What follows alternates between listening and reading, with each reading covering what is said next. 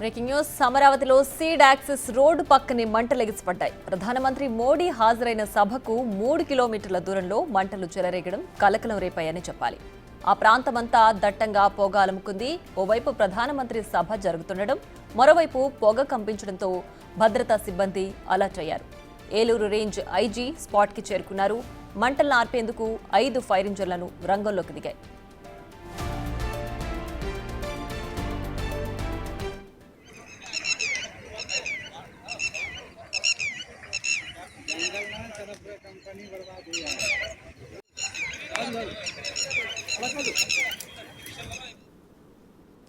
అటుగా ప్రధానమంత్రి మోడీ సభ జరుగుతున్న 3 కిలోమీటర్ల దూరంలో మంటలు ఎగిసిపడ్డాయి.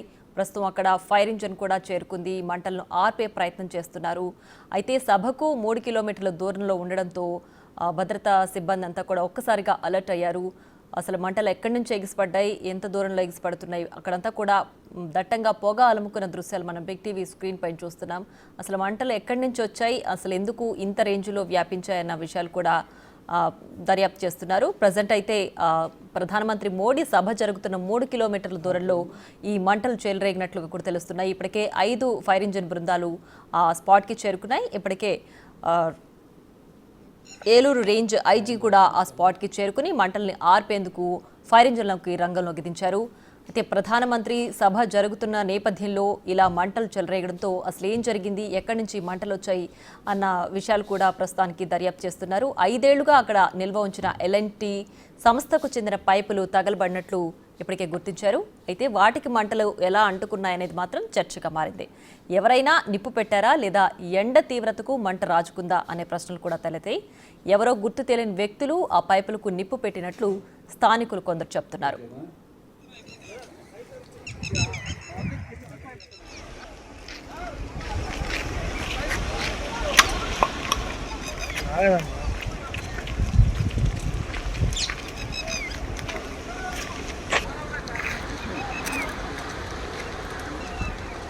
ఆ చివరికి వెళ్తే అయిద్ది.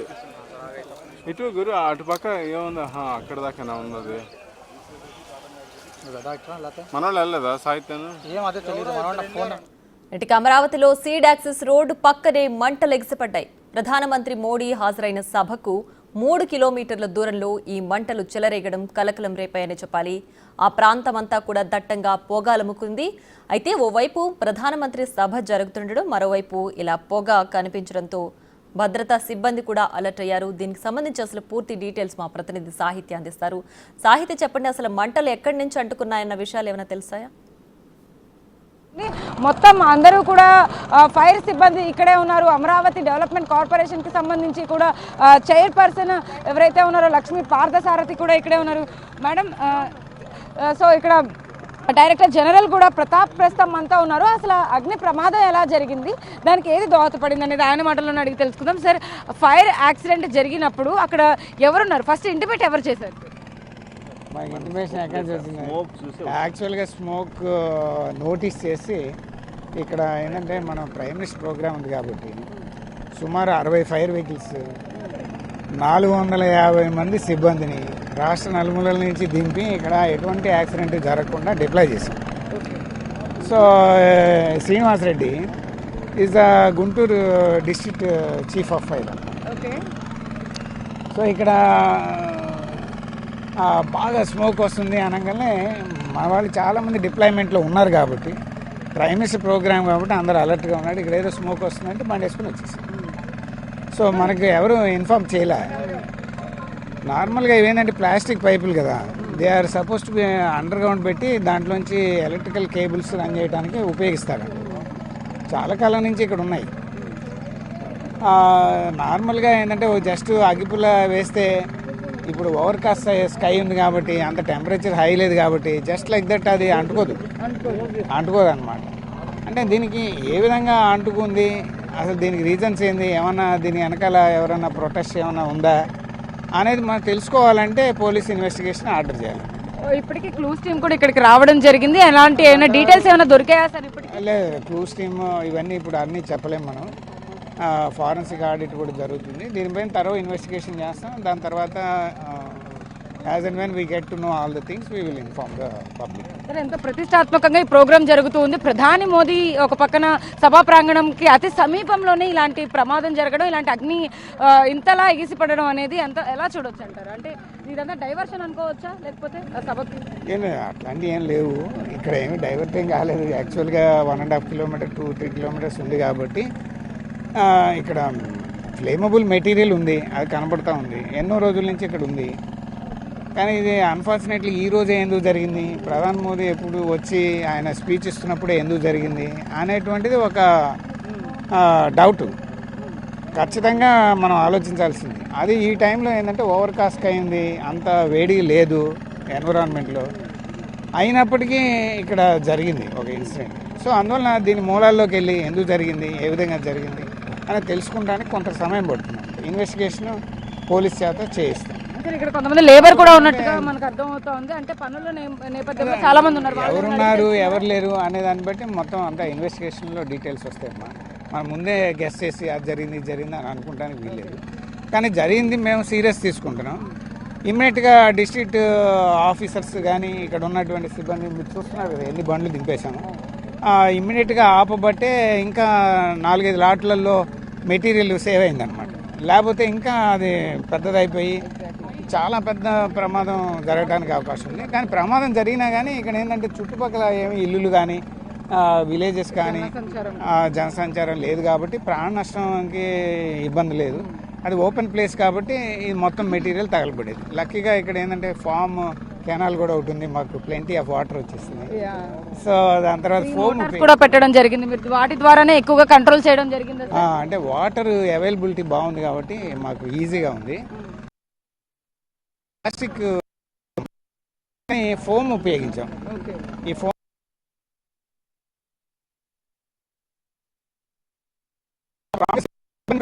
చాలా ప్రాంప్ట్గా వచ్చారు, చాలా వెహికల్స్ డిప్లాయ్ అయినాయి, ఇమ్మీడియట్గా ఫైర్ని సప్రెస్ చేశారు. అందుకని వీళ్ళందరినీ ప్రతి వారిని ప్రత్యేకంగా Srinivasa Reddy who is the head of this operation, is the head of district Guntur district fire officer అభినందిస్తున్నాను.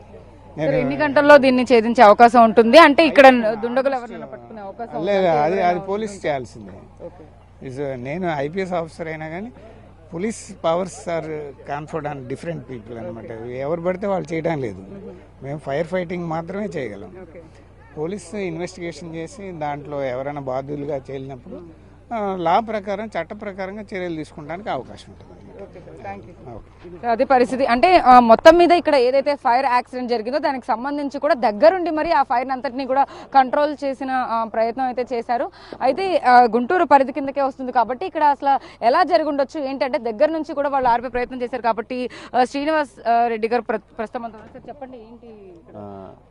మనకు ప్రైమ్ మినిస్టర్ ప్రోగ్రాం దగ్గరలో జరుగుతుంది. ఈరోజు మనకు తెలిసిందే పునఃప్రారంభమైనటువంటి అమరావతిలో. అక్కడ నుంచి మేము గమనించినట్లయితే పెద్ద ఫ్లేమ్స్ బాగా ఎక్కువ కనిపిస్తున్నాయి. మేము అక్కడ డ్యూటీలో ఉన్నాం. ఇమ్మీడియట్గా అంటే సుమారుగా మనకు 4 గంటలు అరౌండ్లో స్మోక్ కనిపించింది, కానీ ఎక్కడ దగ్గరగా ఉన్నట్టు అనిపించింది. సో దాన్ని వెతుక్కుంటూ రావాల్సి వచ్చింది. ఎవరు కూడా ఇక్కడ ఇది జనసంచారం కానీ ఊరు లేని ప్లేస్ కాబట్టి ఎవరు మాకు ఇంటిమేట్ చేయలే.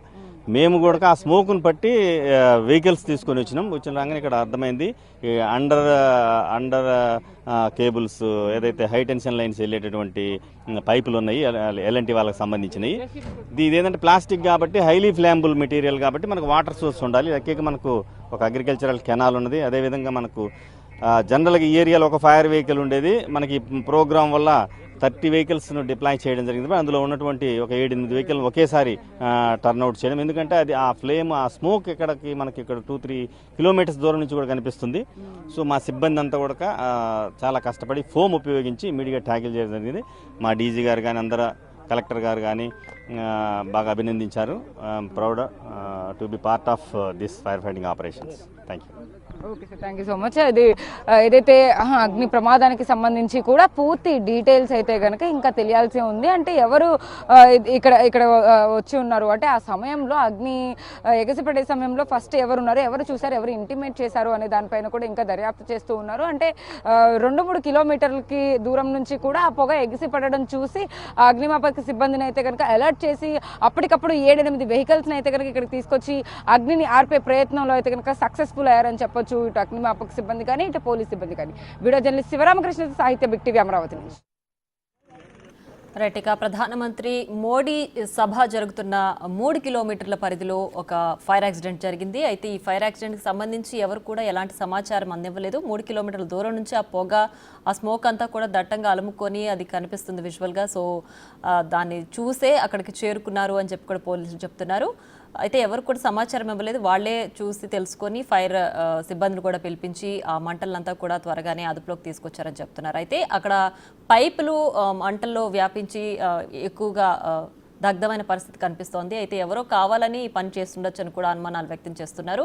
కేవలం అగ్గిపుల్ల గీసి వేస్తే ఆ పైపులన్నీ కూడా ఏం అంటుకోవు, కావాలని ఎవరో చేసిన పనిలాగా ఇది కనిపిస్తుంది అంటూ కూడా కొంచెం అనుమానాస్పదంగా కూడా పోలీసులు చెప్తున్నారు.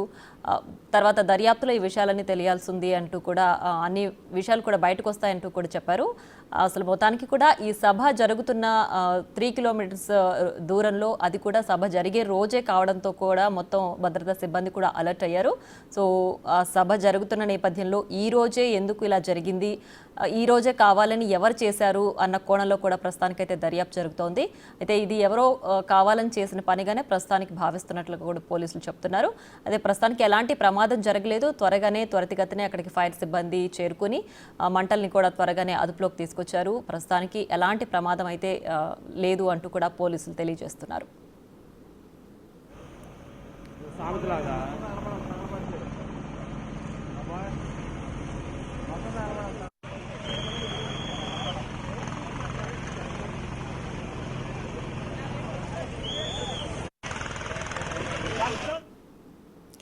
ఇక ఈ ఫైర్ యాక్సిడెంట్కి సంబంధించి మరింత సమాచారం మా ప్రతినిధి సాహిత్య లైవ్లో అందిస్తారు.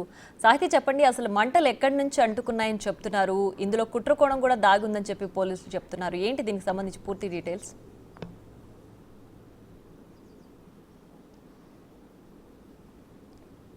అమరావతి పునఃప్రారంభోత్సవ కార్యక్రమానికి అయితే కనుక ప్రధాని మోదీ వచ్చిన దగ్గర నుంచి కూడా, అంటే స్టార్టింగ్ ఏర్పాట్ల దగ్గర నుంచి కూడా ఎండింగ్ వరకు ప్రతి ఒక్కటి కూడా క్షుణ్ణంగా పరిశీలిస్తూ చేస్తూ వచ్చారు పోలీసులు. అయితే అతి సమీపంలో అగ్ని ప్రమాదాన్ని అయితే కనుక ముందు పసిగట్టలేకపోయారు. అయితే ఏదైతే తాళ్ళూరుకి సంబంధించి కూడా ఇక్కడ ఏదైతే ఏరియా ఉందంటే సీడ్ యాక్సెస్కి రోడ్డుకి అతి సమీపంలోనే, అతి లోపలే మనకి ఇక్కడ ఏదైతే ఈ ఏవైతే టైర్లు చూస్తున్నామో మనం ఇప్పుడు, పైప్ లైన్స్ ఏవైతే ఉన్నాయో వీటి మీదనే అగ్ని ప్రమాదం ఇందాక జరిగిందని చెప్పొచ్చు. అయితే మొత్తం క్లూస్ టీం కూడా అటువైపు నుంచి కూడా మొత్తం వివరాలను అయితే సేకరించే ప్రయత్నం అయితే చేస్తుందని చెప్పొచ్చు. ఇప్పటి వరకు కూడా అగ్నిమాపక సిబ్బంది అగ్నిని ఆర్పేందుకు అయితే కనుక విశ్వ ప్రయత్నాలు చేసి అయితే కనుక ఖచ్చితంగా ఒక 40-50 నిమిషాలలోనే ఈ మంటని మొత్తాన్ని కూడా ఆర్పేశారని చెప్పొచ్చు.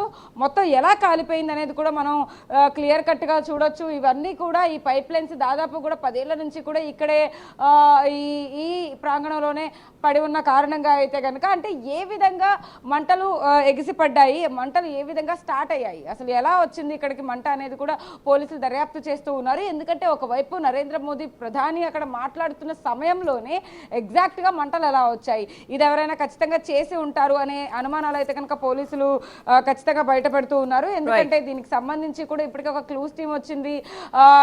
ఇవి ప్లాస్టిక్ కి సంబంధించిన మెటీరియల్ కాబట్టి ఇది అంత త్వరగా ఏదైతే మంటని అంటుకునేటటువంటి స్వభావం ఉన్న మెటీరియల్ కాబట్టి ప్లాస్టిక్ ఖచ్చితంగా ఎవరైనా మంట వెలిగించి ఉంటేనే వెలుగుతుంది అని చెప్పేసి కూడా వాళ్ళు కూడా చాలా క్లియర్ కట్గా అయితే చెప్తూ ఉన్నారు. అయితే దీనికి సంబంధించి కూడా అనేక డీటెయిల్స్ని అయితే కనుక పరిశీలించిన అనంతరం అయితే కనుక ఆ మంట ఎలా ఎగిసపడింది, ఎలా వచ్చింది అని చెప్పి కూడా ఇప్పటికే క్లూస్ టీమ్ వివరాలను అయితే సేకరించిన అనంతరం అయితే కనుక ఇక్కడ నుంచి ప్రతి ఒక్క, అంటే ఇప్పటి వరకు కూడా 7-8 ఫైర్ సిబ్బంది వచ్చి ఫైర్ వెహికల్స్ కూడా వచ్చాయి ఇక్కడికి. మంటల్ని ఆర్పే ప్రయత్నం భాగంలో అయితే కనుక ప్రతి ఒక్కళ్ళు కూడా సక్సెస్ అయ్యారని చెప్పొచ్చు. అయితే వీళ్ళు అందరికీ కూడా ఇక్కడ ఖచ్చితంగా ఇంకా ఫైర్కి సంబంధించి కూడా ఎలాంటి ఆనవాళ్లు దొరుకుతాయని చెప్పేసి కూడా చూస్తూ ఉన్నారని చెప్పొచ్చు. రైట్ సాహిత్య, థ్యాంక్స్ ఫర్ ద